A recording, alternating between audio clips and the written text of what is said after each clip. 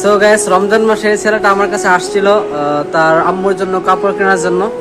So অনেকদিন পরে এই ছেলেটা আবার আমার দোকানে আসছে, আর আজকে সে দেখেন কি নিয়ে আসছে।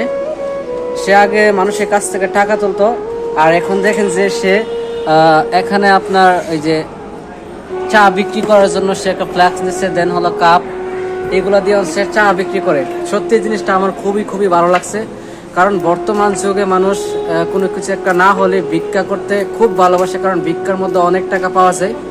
কিন্তু সেই ছেলেটা এই কাজটা বাদ দিয়ে আমার নবী করিম সাল্লাল্লাহু আলাইহি সাল্লাম বলেছে যে তোমরা ব্যবসা করো, তারপর ভিক্ষা করো না।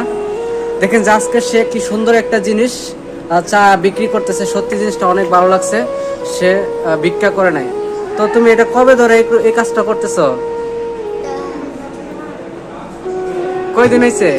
2 দিন। আর তোমার এটা কে দিছে? তুমি নিজের উদ্যোগে এটা নিছো নাকি কেউ তোমার চা বিক্রির জন্য বলছে? নিজে লইছো? মানে আগে আগে তো তুমি ভিক্ষা করতে, এখন ভিক্ষা করো না কে লেগে? জোরে বলো, শুনবো সবাই। ভাল লাগে না ভিক্ষা করতে? বিক্রি করতে ভাল লাগে না?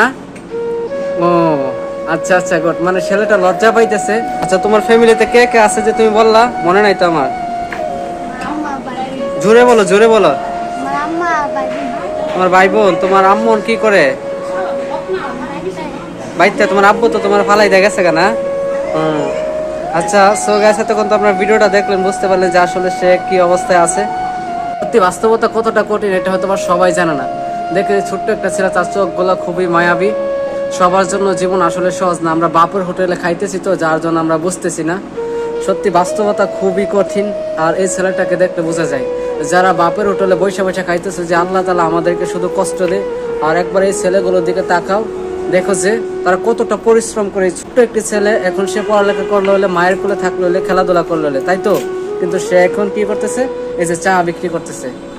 সত্যি এই ছেলেগুলোর জীবনটা যে কতটা কষ্টের, যারা এরকম আছে তারাই জানে। সো যদি আল্লাহর কাছে তাদের থেকে ভালো থাকেন, অবশ্যই আল্লাহর কাছে শুকরিয়া আদায় করেন যে আলহামদুলিল্লাহ।